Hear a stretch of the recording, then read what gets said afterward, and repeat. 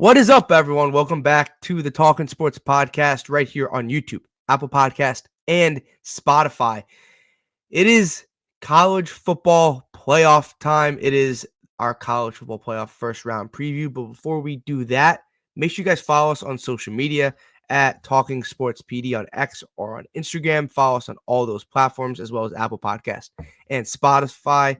And as always, we are sponsored by Underdog Fantasy. Use code TSB for 100% deposit match up to $100. College football, NFL, if you like the NBA, NHL, all that kind of stuff is on Underdog Fantasy. So to help you guys out, we'll give you a code. Use TSB for 100% deposit match up to $100. Enough of that. College football playoff time. And we are joined by a guest, Ryan Matson. You guys saw him last year when we did some college football content. So Ryan, welcome back to the program. What's up? I'm glad to be here. So you guys can see it's Monday night because I have Bears Vikings on in the background.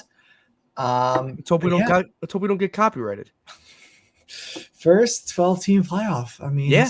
This is new. Yeah, we talked about it on this platform. I did a conference championship preview a week and a half ago. That was pretty good, pretty bad on some of my picks. But yeah, we did a conference championship preview. We'll do a first round preview. We'll do more college football playoff as it keeps going. It's first, like Ryan said, first 12-team playoff. So if you're on YouTube, drop a like, drop a comment, and subscribe. Apple Podcasts and Spotify as well. Let's get right into this. Let's not waste anybody's time. Indiana at Notre Dame is the Friday night game. It will be a standalone game on a Friday night, which is nice because Saturday is filled with a handful of college football games. It's also filled with a handful of NFL games because people hate us and want to. I don't know why they do that for some reason. Ryan's a Steelers fan, so he's going to be watching Steelers-Ravens, which is an absolute massive game, as well as watching college football. So, Ryan, Indiana at Notre Dame. We've seen Indiana this year. Obviously, if you just not fully into college football, you might have seen Indiana one time, and that was Ohio State. Notre Dame's been on a handful of national games. A&M in the beginning of the year, they played Louisville. I guess USC at the end of the year as well.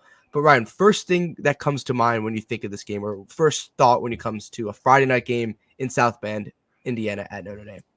I mean, I'm really excited for this game, just like the kind of pageantry about it. I think a night game at hopefully snowy, cold South Bend is like the best way to start a playoff. And they did that on purpose. Like there is a reason this is the Friday night game. I've seen a few people say this, but this really does have kind of like a high school feel to it. One, because it's Friday night. Also, it's like in-state game. There's going to be – I'm curious to see how many Indiana fans are there because Notre Dame, like they have a great fan base, but it's like a national fan base, and they don't always have the best home field advantage. You think back to that the Georgia game like 7 years ago was the worst example. But even if you look at like the Cincinnati game a few years ago when Cincinnati was really good, there was a lot of red in that stadium. Yeah, that's like the first thing that comes to mind. It's also, like I said earlier, we saw Indiana. If you don't watch college football religiously, you probably saw them one time. If you just read the headlines, you see, it's a top 10 matchup, whatever it was, and you see that, and you're like, I watched Indiana one time, and I saw them basically outside of the first 10 minutes of the first quarter get dominated in a game. And when you break down the X's and O's of this game, it's a very similar matchup for Indiana, Ohio State, and Notre Dame, right? Notre Dame prides themselves on running the ball and playing defense. And then Riley Leonard, not an afterthought, but Riley Leonard, they don't ask Riley Leonard to do a ton of things. And I think this game's going to be very similar to that. I think Notre Dame's defense has been great all year. They can run the ball as best as anyone in the country, but if they get into a close game at the end of the game, can Riley Leonard make enough plays? Right? Like that's been their kind of MO. And I think Riley Leonard's had a better year than I think people have given him credit for. I think people always think back to the Northern Illinois game and like that's his season. Yeah. It hasn't been his season. He's been better. Their competition hasn't been as good. You can say that for Indiana as well. Like they haven't played a ton of powerhouses. But I think if you're Indiana and you want to pull off the quote-unquote upset here, you get this game into the fourth quarter and you make it a possession-by-possession game. But if Notre Dame just hunkers down on defense and runs the ball, I think it could potentially be a long night for Indiana.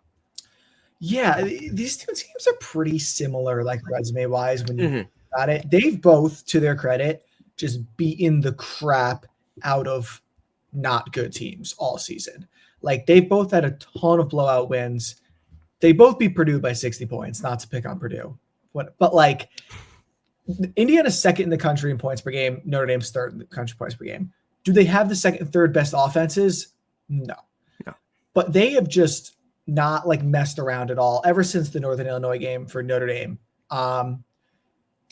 Yeah, Leonard was really terrible that game, but has been very serviceable since. I mean, he's really hard to tackle. He's a good runner. Like that's what they try to do with him. Is 14 rushing touchdowns. Yeah. He has 16 passing and 14. He almost has as much rushing touchdowns as he has passing touchdowns. They run the ball. Like they run the ball. He's super hard to tackle. Like if you look at the hard to tackle. Look at the rushing attack. Jeremiah Love has 949 yards. Leonard has 721 and Price has 651. Like they technically have a three-headed monster in their rushing attack. Yeah. Like this feels like a game that's going to be played in the low 20s. I don't know if this game gets to a shootout. I don't know if either of these teams want this game to get to a shootout. If the weather is a factor. Yeah, it's cold. I've watched more of Notre Dame than I have of Indiana this year, just because Notre Dame's had more like marquee games, I guess. Games, yeah. That like the USC game, they looked really good. Their defense did get moved on though for large forced a chunks couple of that game. turnovers towards the end of the game. It does kind of come back to the Ohio State game. Now we'll talk about Ohio State later. I think Ohio State at their best is better than Notre Dame at their best. Like I think Ohio State's roster top to bottom is better than Notre Dame. Yeah. So I don't think, and Ohio State was clearly really, really geared up for that game. I don't think you're going into the same situation, but I mean, Notre Dame has just been buzzsawing people. Is there a lot of pressure on Marcus Freeman in this game?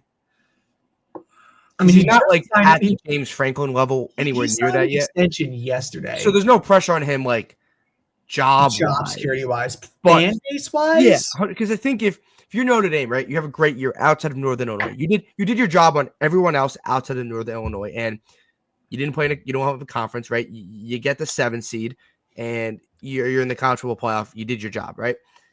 But if you lose a home, and this is the emphasis for some of these home teams, we'll get to some other teams that have a ton of pressure on them. But these home teams have a little bit of added pressure more than you would have had in previous playoff games or previous New Year's Six Bowls games, where you're 7.5 point favorites here, right? And you're the home team. Indiana has to go to you. You're Notre Dame against Indiana. This isn't college basketball. This is a college football game between Notre Dame and Indiana. I'm not saying Marcus Freeman's like jobs on the line. I'm nowhere near that, obviously, but there is added pressure for these home teams. I think so. And I think Marcus Freeman in his fan base is going to be like, if they lose this game and you look back at this season, you're like, okay, we made the playoff, but was it because we had an easy schedule? Yeah, I think it's a tough reality. There's pressure just because it's Indiana.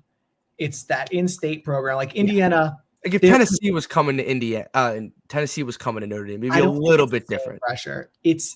Indiana's not exactly an illustrious football program, to put it nicely. Yeah, and they're in the same state. To Notre Dame's credit, it's not. Notre Dame's schedule was really easy this year, but it wasn't their fault. No, like they won at A&M. A&M kind of fell off. Florida State was supposed to be their big home game. Florida State was like the worst team in FBS this year. Purdue ended up being terrible. USC wasn't great. Yeah. Louisville was like a solid win. But they got Louisville at home. They played Army and they played Navy, who were quality teams, but roster-wise, nowhere near talent-wise. No, it's not their fault. But I think their fault. Their schedule broke in a way that the resume is not great. Well, they broke in a way where if they were 10-2, they weren't making the playoff. They lost to USC. They were not making the playoff. Yeah, 100%. And USC had the ball on Notre Dame's 20, down 7 with 3 minutes left. Well, that's exactly what USC season was. Exactly. I still think Notre Dame was, and obviously they get the pick 6, they win the game. Mm-hmm. They probably win that game 9 out of 10 times from that spot, but it was really in the balance there for a minute. No, look. I think this is It's gonna be a fun game. I'm excited. It's a standalone game, which is awesome. I think. Yeah. Unfortunately, we have we both love the NFL, but I love college football, and I like them separate. I like them being separate and not. It's such a bummer. I don't like having to watch both games. I like NFL can be on Saturday. Once college football ends, I got no problem with that. It's just that it happens to be that. But look, I think can Curtis Rourke make enough plays? Can they run the ball? I think. Look, I think if you're Indiana, I'm not saying you have anything to prove, but you should have a chip on your shoulder, right? Like the one big game you had, you kind of got punched in the mouth there, and I think Kirk Cinetti, I think he'll get his guys up for this game. 100% think so. And look, if you're Notre Dame and you lose to an in-state team like this, right, and it's a team that you probably don't view as a rival. It's just not really a thing. No, they haven't played since like 1990 or something. And then when you recruit in state, like everyone goes to Notre Dame if you're a legit player, and then the rest kind of go to Indiana. That's kind of how it works. I think there's a little bit of a pressure on Notre Dame, but it's a fun game. Notre Dame's 7.5-point favorites right now on FanDuel. But anything else you want to say before we give a pick? Yeah, the question that kind of just sticking in my mind is just how good is Indiana's defense? Mm-hmm. I mean, statistically, they're sixth in the country in points per game against. I have faith in their offense more because Rourke's really experienced. I mean, what did he finish? 9th in Heisman voting, 8th in Heisman voting, something like that. 27 touchdowns to 4 interceptions, 70% completion percentage. Yeah, he's great. Doesn't turn the ball over and is super accurate. But when you just look at their schedule, their offenses they've played are just not good. Yeah. That's the unfortunate thing when you look at stats like that in college football. There's such an imbalance of schedule. When you look at the NFL and you see a top 5 defense, you this team's defense is really good. It's the NFL. Outside of Ohio State, who is the best offense they faced? Nebraska? That's Maryland? Right. That was the issue with going into the Ohio State game. They're their defense didn't get the doors blown off them by Ohio State. There was a punt that was there was a punt return touchdown, another the punter dropped the ball. They played nobody offensively. Nebraska. And then they played some good defenses. Michigan has a good defense. Yeah. And Nebraska has a defense. Nebraska's a good defense. Washington, but the schedule was not great. No. But they did their job. That's why I'm more concerned with, and Notre Dame doesn't have Miami high, gonna burn you down the field offense. But they're very efficient, ahead of the chains. They're just gonna move on you. And I worry how Notre Dame's defense in the cold, drive after drive is or Indiana's defense, will hold up. I think Indiana has to be super aggressive in this game because they were in the Ohio State game.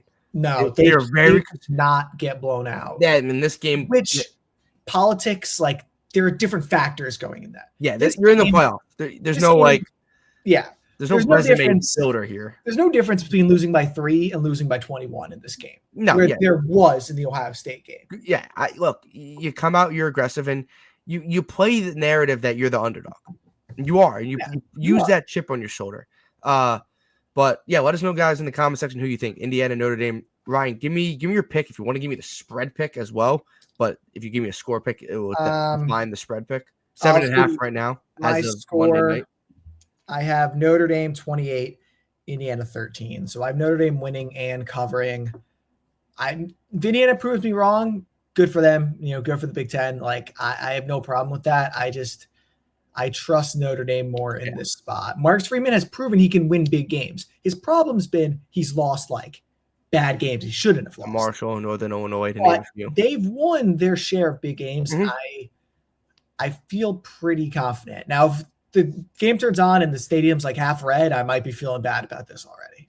But yeah, I like it. I got Notre Dame 27, Indiana 17. Okay, so we're along the same lines. Yeah, I think it's going to be a close game. I don't think it's going to be a blowout. I don't think Notre Dame's going to put up 30 plus. I think the coldness is going to have a factor. I don't know if Indiana has enough firepower for 4 quarters to beat Notre Dame. And look, if it gets into the teens, it's anybody's game. If it stays in the 17s to 14s, it's anybody's game. But I'm excited because there's so much unknown with Indiana. Still, there is, because it's just such a new not a new program, but a new style of program with Kurt, and like they played one big game. And like I said, if you don't follow college football religiously, you've watched them one time, and you're going to see them a second time on a standalone game. So look, it's good for the program too. You got a standalone game on a Friday night. Nothing else is on. Football wise, it's good for the program. Yeah, I mean, this is a very good way, optics wise, to start off the playoffs, I think. Yeah. Moving on to Saturday. This is a game that most people would never really see. SMU at Penn State, not the 12 versus 5. What is this? The 11 versus 6. Mm-hmm. Right? Yeah, 11 versus 6. FanDuel has. Yeah. I'm looking at FanDuel seedings, and Texas is the 5. Yeah, they've messed this up. Right now on FanDuel is a Monday night. Penn State is -8.5. So SMU, the runner-ups in the ACC versus the runner-ups in the Big Ten. Mm-hmm. Ryan, first thing that comes to mind, or first thing that sparks your mind when you think of SMU at Penn State, which is a very interesting matchup. First thing comes to mind is cold weather, cold. Mm-hmm. Penn State fans like Beaver Stadium. This is the one game where I feel like the home field advantage is going to be a huge factor, which is great. This is what this playoffs, like first round, is supposed to be about. Because SMU hasn't exactly played. I mean, they did play outside in Charlotte last week, and it wasn't like warm. Like you could tell. So maybe that'll help. Do you have a feeling this can get ugly really fast? Yes, but I don't think it will. Okay. Because you think we were watching the game together. You go back to the first quarter of Clemson SMU, and credit to SMU, they got back in the game, and Clemson hit an absolute missile of a field goal for a team that, in Clemson's sake, we'll talk about them, said they can't make a field goal to save their life, but they can make an enormous field goal. But I think SMU, look, that also might be a good thing that SMU got punched in the mouth. I say that a lot in the first 5 to 10 minutes of the game, that they were like, oh crap, we're in an ACC championship game. And we know Clemson has lost a couple games, but Clemson has legit talent. I think in this game, I think SMU starting fast, and this probably goes for every road team here, starting fast is important, because I think if you get down early and you get the Penn State crowd into it, and the Penn State crowd is a great environment, if they get into it early, I have a feeling this could be a long night. I'm not saying it's going to be, but I have a feeling if SMU gets down early, you could be in for a noon blowout. The noon game kind of limits the crowd and weather a little bit. It helps. SMU would much rather that than a night game. SMU, they've been my guys this year. Mm-hmm. I took their over on the season, hit easily. They've just been a really good team ever since Kevin Jennings has been quarterback. I mean, I've been looking at a lot of playoff quarterback rankings where different accounts people will rank the 12 quarterbacks.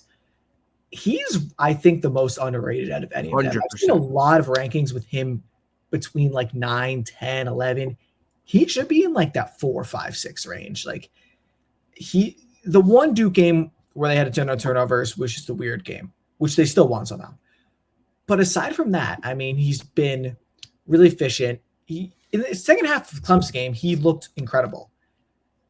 And they had a few calls go against them in the first quarter that kind of set up Clemson to have that big lead. Their defense, which has been great, gave up a few big plays. We'll get into the Clemson part of that. But something interesting, there's this really good account on Twitter called Stats of War.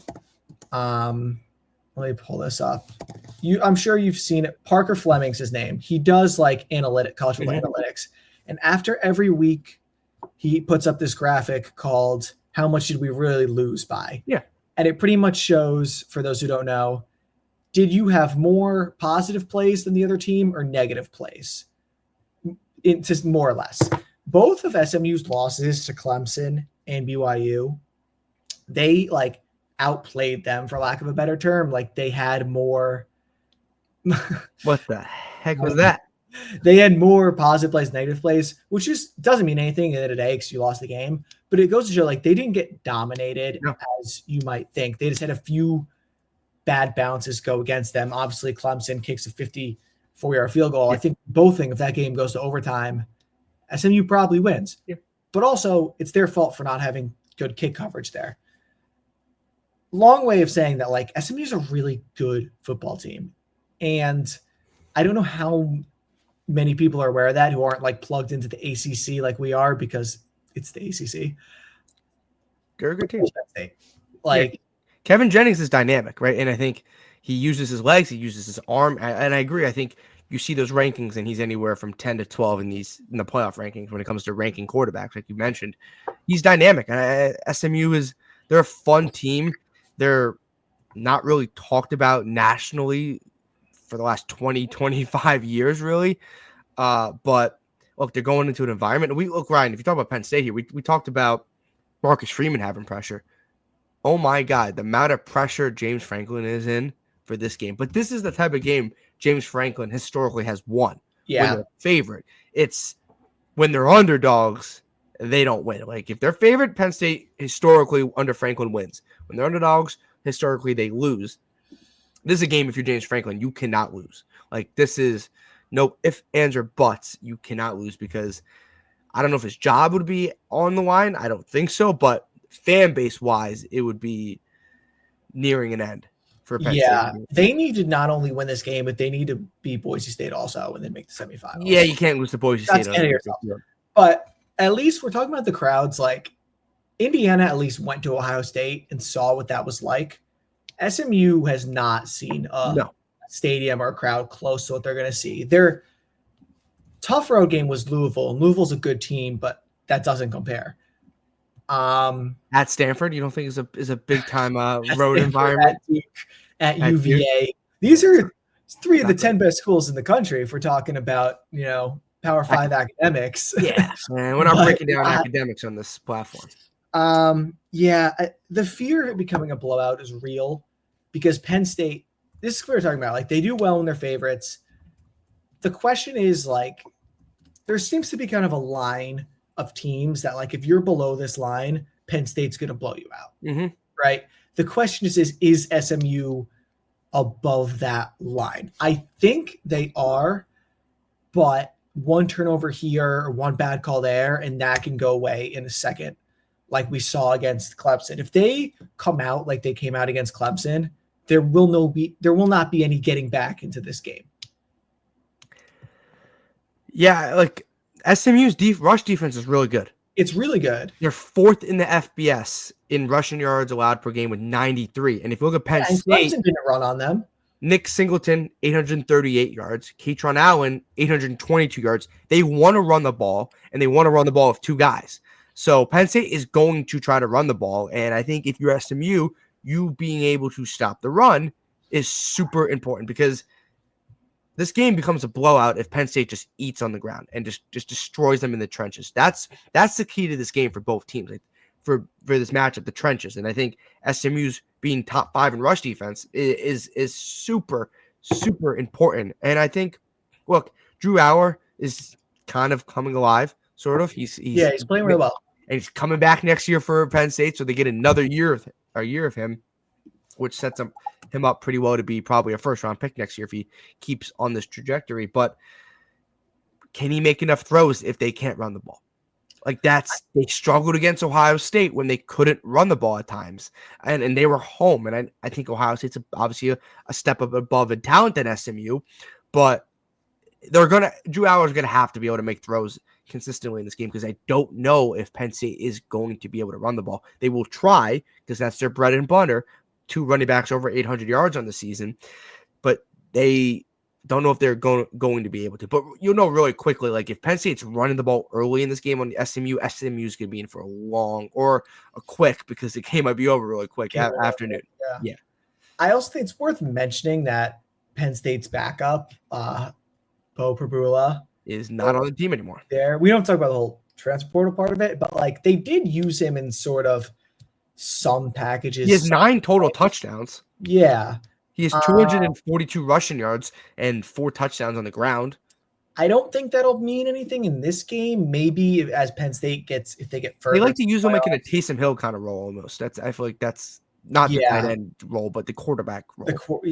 Kind of like how the Steelers use Justin Fields this year a little bit. It's kind of trouble. You find a way to get points no matter how it is. But no, look, I think key to the game for SMU, stop the run. You stop the run all year if if your bread and butter on defense doesn't show up in this game, it doesn't bode well for you, in my opinion. And look, Kevin Jennings is gonna have to make plays with his legs, right? Like a way to pull an upset on the road is to have a mobile quarterback. I know people love the pocket passer, but in college football, having a quarterback that can run on the ground, because I'm not saying Penn State linebackers are bad or anything like that, but they're college linebackers at the end of the day. If you can use your legs, I think that bodes well for you. And also, it avoids letting Abdul Carter just pin his ear back and just go after the quarterback, because that guy's a top 10 pick right there. Like he's a certified stud. And if you're in 3rd and long and you let that guy just pin his ear backs and just go, you're going to be in for a long day for SMU. Yeah, and SMU also had like some drops against Clemson. You can't. Oh yeah, they had some abysmal drops against. They Clemson. just need to stay ahead of the sticks. And they run the ball. Run the ball too. They're not just a 5-step drop like chuck a deep team. No. Rashard Smith is going to have a big game, I would imagine. Touchdowns on the year, 1270. It's interesting. Like they don't really have a go-to receiver or like a kind of standout receiver. So can they get? I mean, Oregon was able to throw the ball all over Penn State. Can they throw the ball enough? Can Kevin Jennings create enough downfield plays to at least keep it close? And then if this is close in the 4th quarter, that's like it's pressure. No one's expecting it to be. Pressure. I think everyone expects Penn State, like, oh, good for SMU. They made the playoffs. Like Penn State's going to take care of business. If this is like 24-21 Penn State in the 4th quarter, it's going to feel nervous in that stadium. Yeah. Yeah. You're going to feel the nerves. Right. Can Kevin Jennings make enough plays? What do you think? Penn State, SMU score predictions right now. Penn State on FanDuel is -8.5. The line is super interesting because I think that Penn State, most people are going to take Penn State on that line. I'm going to take Penn State to win, but I'm going to take SMU to cover. I have 28-21. I don't feel great about it, but I could see like a backdoor touchdown or something. I think SMU's a good enough team that I'll take the 8.5, but I'm not bold enough to pick them to win. I like Penn State to win as well. I think 35-24 Penn State. I do think they end up covering at the end of the game, but maybe 35 points. Yeah, I don't think it. I think Penn State's offense found something against Oregon. And look, they were in a shootout. Their defense couldn't stop anybody, and Oregon's offense is prolific. But I think Penn State 35, SMU 24. It's really hard to pick against the favorites in these type of games just because they're all home and we don't have the precedent, right? It's like I have no idea. You feel like one of the underdogs is going to win. It's just hard to. Well, I would be shocked if I might do it, but all 4 home teams win. Like that might be like I wouldn't be shocked like with these particular matchups. It's just okay. Who's going to be the home team to sell? Okay. Will Texas be the home team to sell? Clemson at Texas. That is the 4 p.m. Eastern start. Texas is -11.5. They are coming off an SEC championship loss to Georgia in overtime, and Clemson's coming off a win that saved their season against SMU. They wouldn't be here if they didn't beat SMU. So Clemson at Texas, that is a 4 p.m. start on Eastern time zone. Ryan, this is the only double-digit spread we have in these 4 games. Everything else is around 7.5, 8.5, which is very peculiar, but they're all around the 7-8 range. This one's the one that's pushing 12. It's 11.5. What do you like, Clemson, Texas, right here?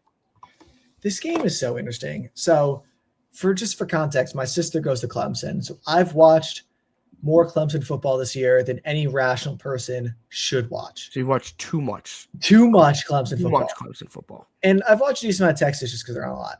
I feel like this is a game of 2 really talented teams that just like aren't good, if that makes sense, or like that have not been playing good football in big moments. Yeah. As compared to like India and Notre Dame have less talent, but they've both just been like rolling everyone. Starting with Clemson, I'll give them a pass for the Georgia game, which I probably shouldn't. Like it was week 1. Georgia at Mercedes-Benz just beats everyone. And I think that was closer than the final score indicated. Well, halftime was 6-0. Yeah. And it was like 13-3 at the end of the third. Clemson had no offense. That was their issue. Yeah. They couldn't move the ball. So they lose that game. Then they go on a roll. Then they had 4 tough games in the season. In the second half of all of them, they were just really bad. Like, it's weird because, like, Cade's been really good this year. I want to say they're better than they've been last year, but it's very bizarre. The Louisville game, they just got punched in the mouth in the second half at home in a night game against a good Louisville team, but, like, you can't lose that game.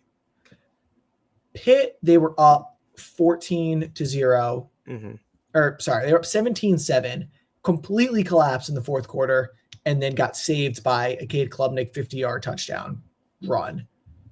South Carolina, they were up 14-7 with the ball in the fourth quarter, fell apart the last like 7 minutes of that game.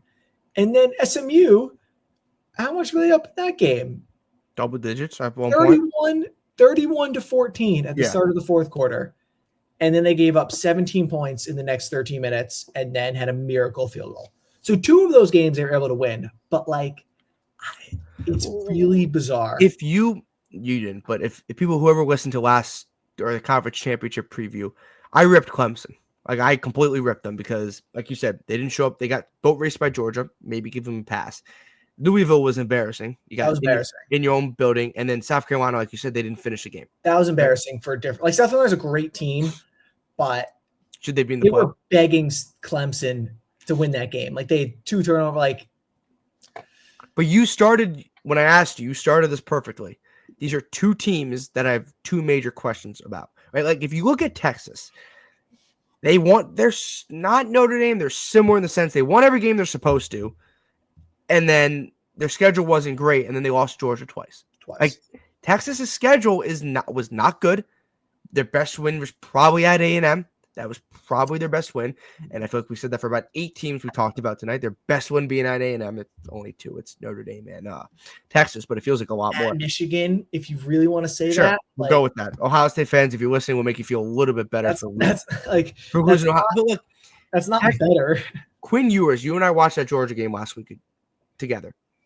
Quinn Ewers scares me because he's not bad, but he isn't great. He's like serviceable for the most part. Like, he just doesn't make enough wow plays in a college football game. And I'm not saying in this round against Clemson he's going to need to make wow plays, but if Texas obviously wants to reach their aspirations, which is a national championship, he's going to have to make wow plays. People have been talking about all week, or some people have Arch Manning. Like, do we see a lot of Arch Manning this week? Probably not. I feel like we would have already seen Arch Manning if we were going to see a lot of Arch Manning. Like, nothing Quinn Ewers would have done in the last couple of games. If Arch Manning just like jogs onto the field to drive one this game, like throw out everything we've said. Yeah, but both of these teams like don't give me confidence. No, like Clemson, I ripped Clemson because they Dabo historically has shown up in big games. That has been his MO. Big games, players ready to go. Like, go ask Nick Saban. Games. Go ask Nick Saban. Like, he got burned by him twice. But this year was the first year where they didn't show up in any of their big games until SMU, and they almost gave that away. Like, this is a big game. So I trust Dabo in that sense. I don't know if I trust the roster. I don't know if I trust Cade Klubnik. But then you're like, okay, so we're going Texas. But I don't trust Quinn Ewers and Texas right now. Like, that's the problem in this game. I don't know if I trust either of these teams. I saw Texas doesn't run the ball great. Like, they're okay, but they're not super elite running the ball. They have a good defense, but you mentioned Indiana's good defense. Texas is a top 5 defense, but then you're like, okay, who have they played offensively? And then you keep going down. You're like, oh, I mean, Georgia moved it on them twice. That's about it. Georgia also moved over Clemson second half. But who else have they played offensively? Michigan stinks. Oklahoma stinks, at least on offense. A&M's okay offensively. A&M. I saw a good tweet a few days ago from a Texas fan that was like a clip of like 5 or 6 Ewers like missed throws from the SEC championship game.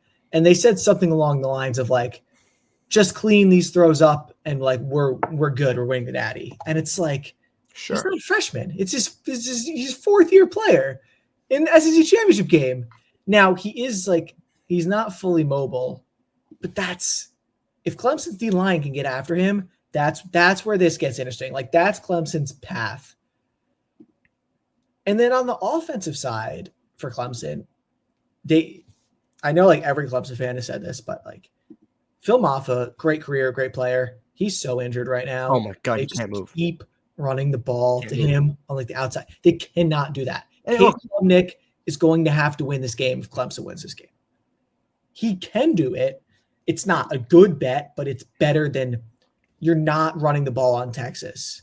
No. Their defense is too good. Maffa is too banged up. Their other running back like tore his ACL in the ACC championship game.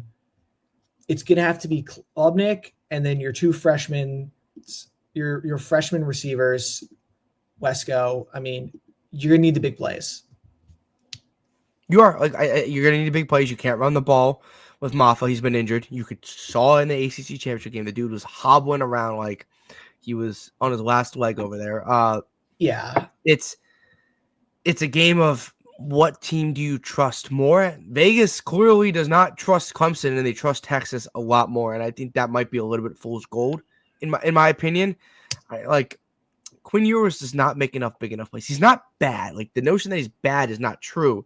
He just doesn't make enough big time plays in critical moments. He can't move right now. Like unless they play. So both of these teams, it's interesting.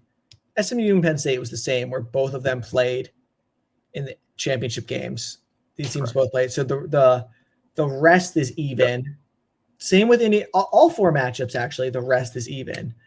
Like maybe Ewers is healthier now. I don't know. 11.5 is a lot of points. Texas' offense, man, it just has not been very good. No, and look since like midway through the season. They have some nice receivers. I expected a lot more out of Isaiah Bond this season, but they have the better roster, but Clemson's roster I think is better than some people will give it credit for. There's still a lot of 4-star players on that team. Yeah, Clemson's always more down. Than don't have the SMU or Indiana. They might just not have the portal kids that take them over the top. That's kind of Clemson's issue. So, Ryan, 11.5 points. You and I have basically said the same thing over and over here with this Clemson to Texas game, that both quarterbacks do we trust? No. Both running games do we trust? No. Both teams we don't trust? No. Vegas clearly trusts Texas here with 11.5 points. That also might mean they don't really trust Clemson at all. Clemson at Texas. What's your score prediction?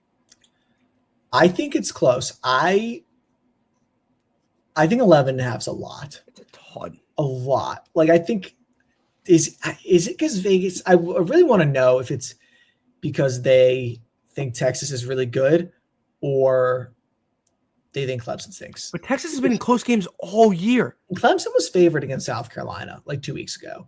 So unless that game like broke Vegas's confidence in Clemson, maybe. I'm taking Texas 23, Clemson 20. So I think Texas wins because they're at home and their roster's better, and maybe Klubnik throws an interception. But I think it's close. I think this will be a close game. I would be if Penn State blows out SMU, I won't be surprised. I'd be pretty surprised if this one turned into a blowout. I'm going to disagree with you. I'm going to take Clemson 24, Texas 21. Wow. I'm gonna pull my. Yeah, you're calling the shot there. I'm gonna pull my upset. Clemson 24, Texas 21. I ripped Clemson about 2 weeks ago. I absolutely ripped them in the fact that they couldn't beat anybody big. Right? They beat SMU. I trust Dabo Swinney in a big game. Historically, I trust Dabo Swinney in a big game. I also don't trust Texas here. Right? Like I think Quinn Ewers there's a lot of pressure on him. Clemson's on house money for this game. Yeah, 100%. They got nothing to lose. Am I going on a bold thing saying that Clemson is going to win 100%? I think Clemson covers, though. I think 11.5 is outrageous. I think Clemson covers. So I agree with you in the sense that Clemson covers. I'm going bold because it's freaking college football and crazy shit happens. And what the hell is the point of doing a podcast if you're not going to say stupid shit? I'm going Clemson. We're along the same lines. We both think it's going to be a field goal game. We're both. You know what? Clemson figured out their kicking issues, and they're going to kick a game-winning field goal again. Maybe they make another 56-yarder. Yeah, maybe. Who knows? But I think it's going to be a close game. I think 11.5 is a little bit about. Also, I feel like random note. It's crazy. These schools have never played each other. I mean, talking about two like historic programs. They would have like a home and home I once. think they have something. And then obviously Klubnik's from Austin, so you can just work. You played yours in the Texas You State beat yours in the Texas State Championship game. Yours revenge game. We didn't. I didn't. Yours revenge game versus Klubnik homecoming. Like I think that kind of cancels out. Did Vegas factor that in when yours did? They have to. Yours revenge game. Okay, final one. Might be the most interesting one because I also feel like we haven't seen Tennessee play in about a month and a half. I kind of forgot Tennessee existed because I just don't know why. Tennessee at Ohio State, the 9-8 game. The winner gets Oregon, so Oregon kind of gets a little screwed, but that's a different conversation for a different day. Yeah. Tennessee, Ohio State. So we talked about pressure, right? With Marcus Freeman. And then we talked about pressure with James Franklin. The guy that is walking in with the most pressure as a coach in college football right now is Ryan Day. Yeah. And I don't need to give you the reasons why. If you watch college football, you know exactly why. Tennessee, Ohio State. Right now, Ohio State is on FanDuel 7.5-point favorite. This is the lowest over-under they have. It's a 46.5. Every other over-under is over 50. SMU Penn State's at 53.5, and Clemson, Texas, and Notre Dame, Indiana are at 51.5, respectively. They expect a low-scoring game in Vegas. That's what they're going for here. Pressure's on Ryan Day. Ryan, what are you thinking in this game? It's so interesting because I love this game. This is like the big game. Big Ten versus SEC. Like Herbstreit and Fowler are doing this game Saturday night at the Shoe. Also, Herbstreit's son committing to Michigan. What the heck is that? Ohio State didn't offer him. I don't think he's good. That's probably the issue there. Yeah, I mean the pressures. Herbstreit talked about this the second the game was announced. Ohio State probably wishes this game was being played like in COVID situations with no fans and stuff. 3 and out. Did they get booed? If they go 3 and out first drive of the game, it's going to be. We talked about if Penn State, if it's close in the fourth quarter, it'll be a little antsy. This crowd is going to be hostile. Yeah, and there's been like a lot of weird things about like the ticket, like Tennessee fans getting a lot of tickets because ticket code got leaked or something. Like Knoxville is a quick 5-hour drive from Columbus. And if you don't think Tennessee fans give a crap about their football, they care. A lot of Tennessee fans at this game. If the rumors are true online, that could be false. The pressure's going to be so. It's the thing with Ohio State, right? If you're Ohio State, you cannot walk. They did this against Michigan. They walked into their own building. They played so tight for 4 quarters. If you do that again, you are going to lose again. You cannot walk into your own building and play like you're on the road and play like you're a 21-point underdog. Now, that just can't happen. No. Maybe that loss kind of freed them from expectations. I don't think so. Not like maybe nationally a little bit, but not program-wise and not fan base-wise. Like they expect to. This roster expects to win a national championship. It's arguably the best roster on paper in the country. Yeah. Probably is. Doesn't mean they're the best team. Doesn't work like that. Now, the one thing Ohio State fans, not Ohio State fans, but people have been citing is 2 years ago, Ohio State lost at home to Michigan. A much better Michigan team, backdoored into the playoffs because USC lost, played the Georgia.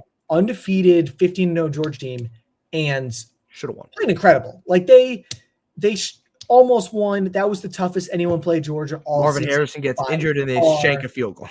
Marvin Harrison gets injured. They choke a field goal. A guy falls down covering A.D. Mitchell or whoever it was. The difference is C.J. Stroud's not on your sideline. You know, Marvin Harrison's not on your sideline. No. Jeremiah Smith might one day be Marvin Harrison, but he's not there yet. Will Howard's solid. He's not C.J. Stroud. C.J. Stroud played insane that game. They're still really good. They're still a better roster in Tennessee, but not by enough where you could just say, like, this isn't Notre Dame, Indiana level of roster difference or Penn State, SMU. Tennessee's talented. They're an SEC school. They're talented. SEC team. But with Tennessee, right, Nico has had a fine freshman year, but he's still a redshirt freshman, and they haven't had those explosive plays that we saw when Tennessee was peaked with, not peaked, they peaked before, but like when they had a couple years ago with under Heupel, when they peaked under Heupel with Hendon Hooker and Jalen Hyatt, right? Like they didn't. That was That's big not play this year's offense team. This is not this year's offense. They're a good defense, and they're gonna run the ball. Dylan Sampson, his first name's Dylan, right? I think so. I think his first name. Yeah, Dylan Sampson. I saw Sampson. I'll make sure to get his name right.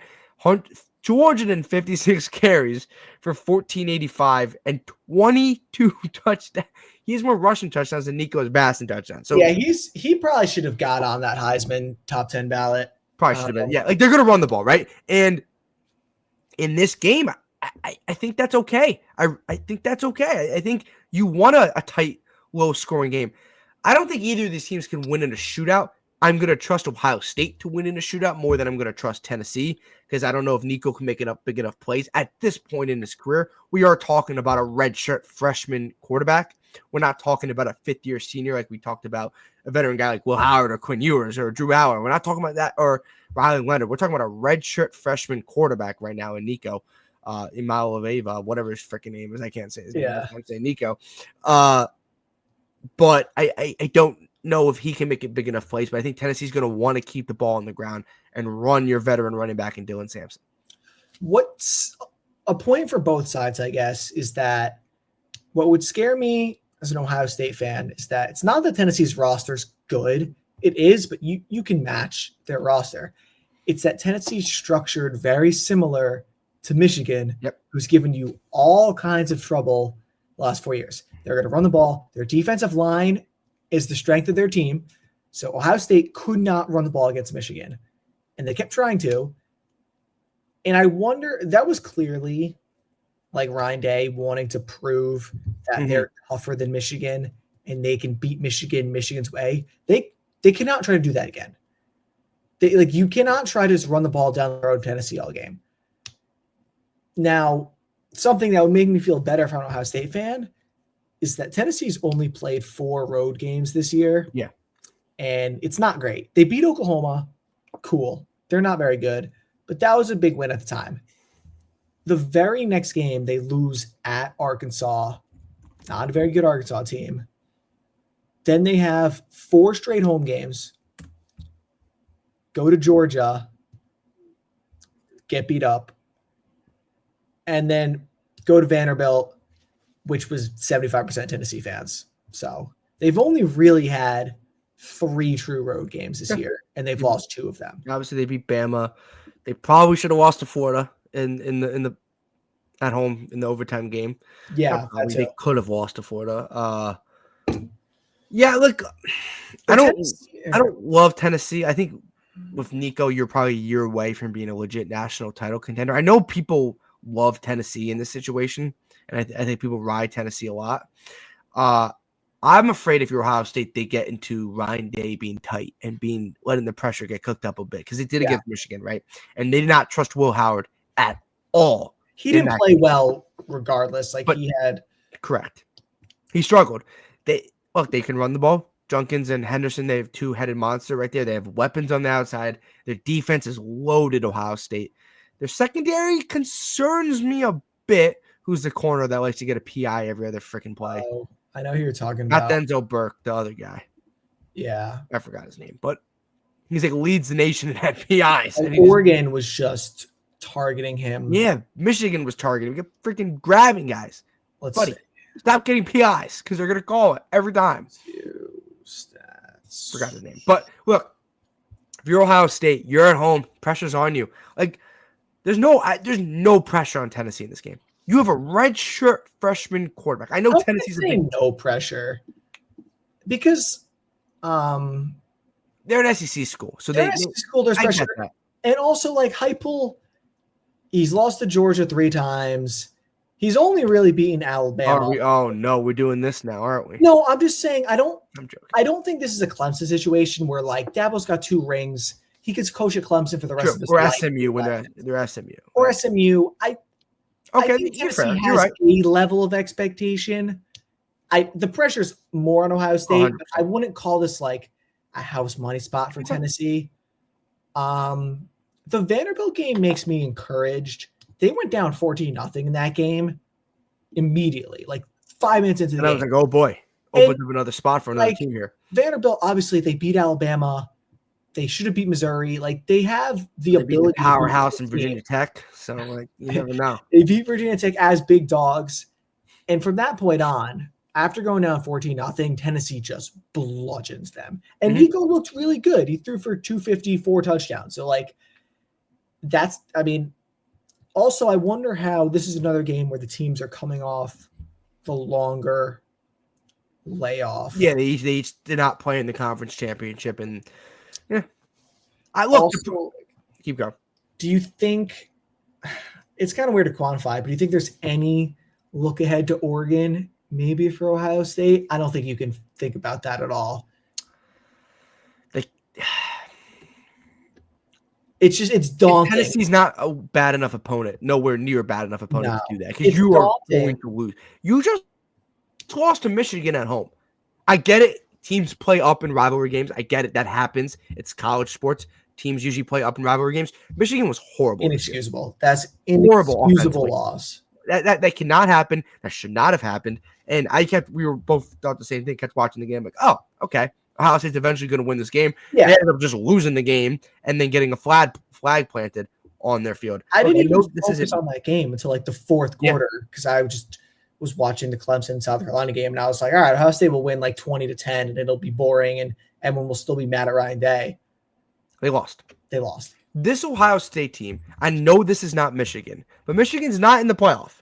So that's good, because for some reason they just can't beat Michigan. That's really good. They should be embarrassed, right? Like, you got a flag planted on your middle of your field, and then you fought everyone, and that was a mess in itself right there.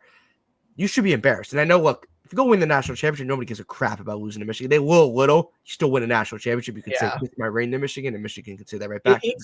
They won it last year, but there's a lot of veteran guys on this team that should be embarrassed about what happened. It's national championship or bust for Ohio State, I would say, in terms of fan expectation. And for them to win the national championship, it's going to mean beating Tennessee, beating Oregon at the Rose Bowl. Oh, that'd be awesome. Beating probably Texas, but if we go by your prediction, then beating Clemson. Oh boy. They'd like that. And then who knows if it's, who they. And they have to beat Georgia and Gunnar Stockton in the freaking. Just to get to the semifinals, you have to beat Tennessee. Yeah, they will. Oregon.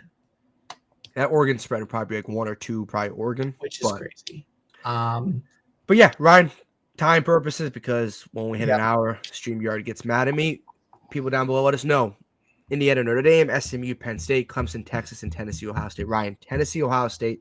Like I said, spread right now on Monday night. Ohio State is -7.5. Do they cover or do they not? I'm taking Tennessee to win the football game 20-17. I'm done with this Ryan Day Ohio State football team. Ryan Day is a great coach. I would love for him to coach Wisconsin if he wanted to. It's complicated, whatever. He's a great coach. I just think the time with him at Ohio State is up. Like, there's just so much negative energy around this team. Maybe they harness it and they come out with their hair on fire and they win by 3 touchdowns. It's possible. Mm-hmm. I just think there's just gonna be so much toxic energy at this game. I'm so interested in watching this game because it's gonna be fascinating. Awesome.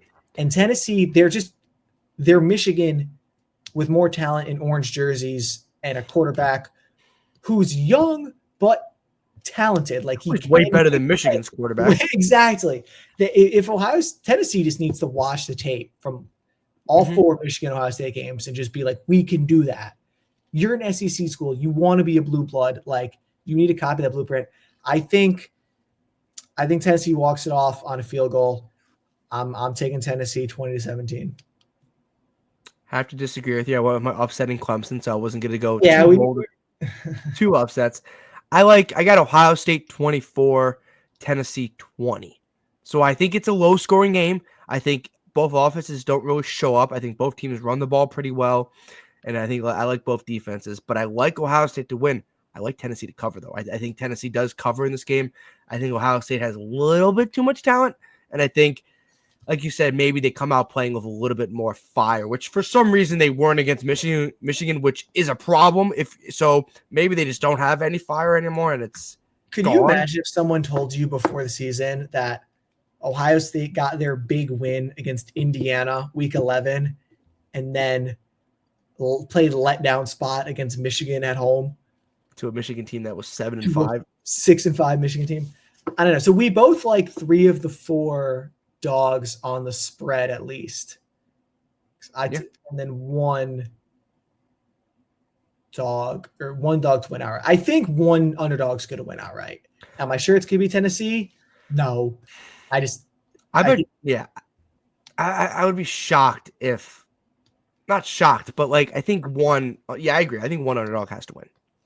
Not has to. I think wins. Not has to win. No one has to win in this, but I do think one underdog wins just because it's that college football. College football is fun, and you're right. We have nothing to back this off of. No, I have nothing to go. Like if in 3 years we're like every time every home team's won 9.